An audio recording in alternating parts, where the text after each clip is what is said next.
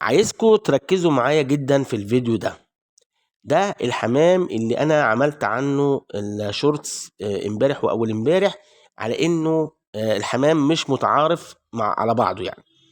الذكر اللي قدامكم ليه اكتر من يوم مع النتاية ومفيش ولا اي علامة خالص على التوالف. طيب انا هنا كمربي يا ترى استنى ولا افصل بينهم؟ طبعا ده قبل ما اضيع وقت واكل. الحمام اللي قدامكم تشوفوا كده تبصوا هتلاقيه ايه، لا هو متخانق مع بعضه ولا هو متوالف مع بعضه. وعلى فكرة ده اخطر وضع ممكن يقابلك كمربي، لانك واقف في النص. ما هو حاجة من اتنين، يا اما التوالف يحصل يا اما احنا كده بنضيع وقت واكل على الفاضي. فلو الكلام ده فارق معاك جدا وبتربي حمام ونفسك تبقى غاوي كبير، بجد الاشتراك هنا هيخليك متابع كويس وهتتابع معانا كل التفاصيل وكل التجارب العملية. في ناس كتير فاكرة ان التوالف بيجي لوحده. اللي هو ازاي؟ اللي هو بنحط ذكر، بنجيب ذكر وانتاية من اي مكان واخدهم احطهم في قفص واحط لهم اكل واحط معاهم ميه، وانا كده بقعد استنى البيض واستنى الزغاليل بتجري حواليا. طبعا ده كله كلام مش مظبوط، لان الحاجات دي كلها ليها اسس وتجارب.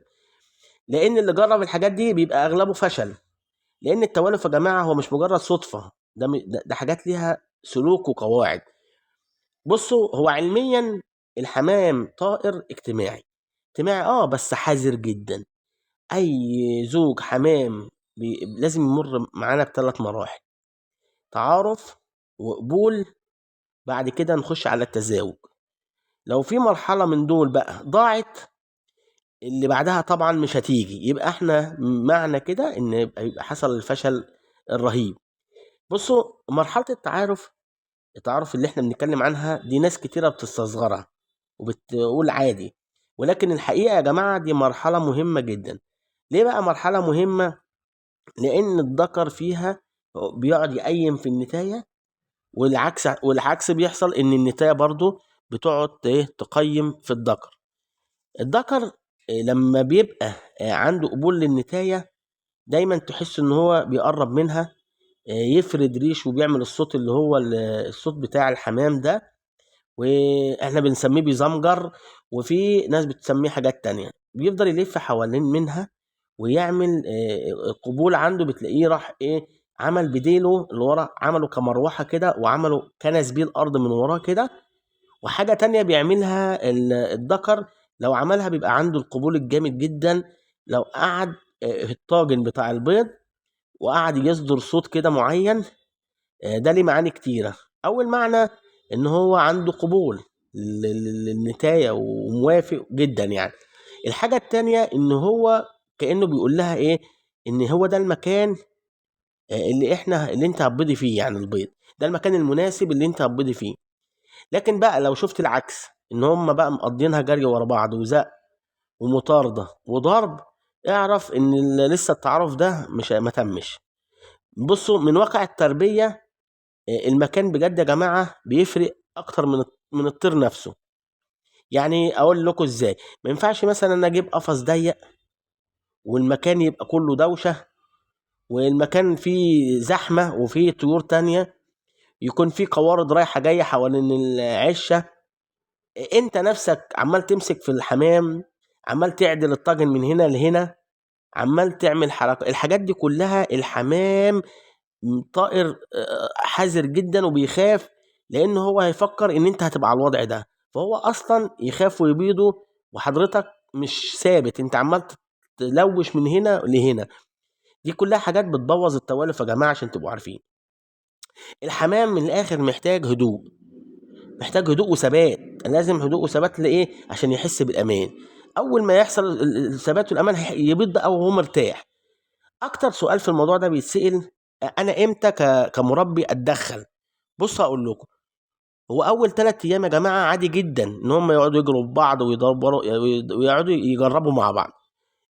من اليوم الرابع بقى لغايه اليوم اللي هو السابع، اللي هنقول اسبوع يعني، انا بقعد اراقب بقى واشوف.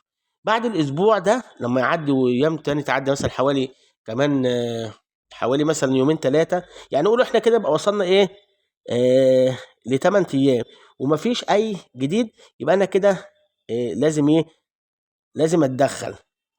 طيب انا لو كده يبقى انا ايه، ممكن تكون النتايه كبيره، ممكن يكون الذكر ده صغير في السن. انا احاول ان انا اتصرف واروح لحد لو مش فاهم انا، لحد يفهمني ان ممكن يكون الذكر ده مش مولف مع، ما ينفعش النتايه دي والنتايه دي ما ينفعش تكون مع الذكر ده. انت لما تلاقي الجوز بقى هتلاقيه واقف كده مع بعضه جنب بعض او عند الطاجن بهدوء ومن غير توتر، عند الطاجن واقفين، هنا تعرف انك انت هنا كسبت جولة يا نجم، كده انت راجل خدت شوط كبير جدا في ان انت نجحت بخطوة مهمة يعني. وعايز اقول لكم برضه يا جماعة ان بصراحة المربي الشاطر ما بيعاندش.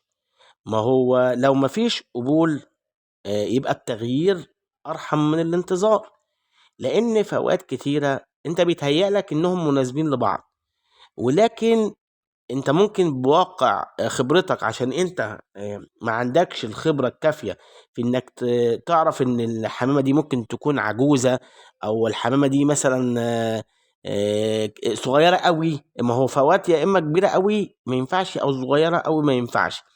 غير كمان حضرتك انك لو ما عندكش الخبرة فمش عيب ان انا الانسان اللي انا هاخد منه الحمام ده يكون حد انت مستأمنه. يعني اولا انت ما ينفعش تاخد الحمام ده يا جماعة من سوق، ما تروحش سوق خالص تشتري منه حمام كده عشوائي، لان انت لو رحت تشتري حمام بطريقة عشوائية صدقني انت كده اللي هتزعل، لانك هتاخد حمام بنسبة 99% مريض، يا في فيروس. ده انت ممكن تدمر دنيتك وتدمر القطيع اللي عندك بغلطة زي دي. فالافضل ان انت تروح لحد يكون معرفة او حد كويس، وتخليه نقول له يعني ان ايه، ان انت ينقي لك حاجة بما يرضي الله، حاجة تكون كويسة عشان تاكل منها لقمة عيش. وانت هتقول له خلي يعني، قول له بما يرضي الله نقي لي حاجة على مزاجك، وهو ان شاء الله يجيب لك حاجة كويسة. وانت عشان تبدأ تكون على نور، مش تبدأ عشوائي وتجيب حاجة تعبانة تكرهك في التربية وفي الهواية وفي الغواية، وانت في الاخر هتيجي ايه هتزعل وهتبطل تربية، وبيتهيألك ان الموضوع فشل وانت اللي كنت من الاساس اللي استعجلت وعملت ده. بصوا انا بالنسبة لي، انا بالنسبة للي بكلمكم عنه دول، لان الكلام عن الحمام بيبقى كتير قوي، فانا خلينا في اللي احنا فيه ده.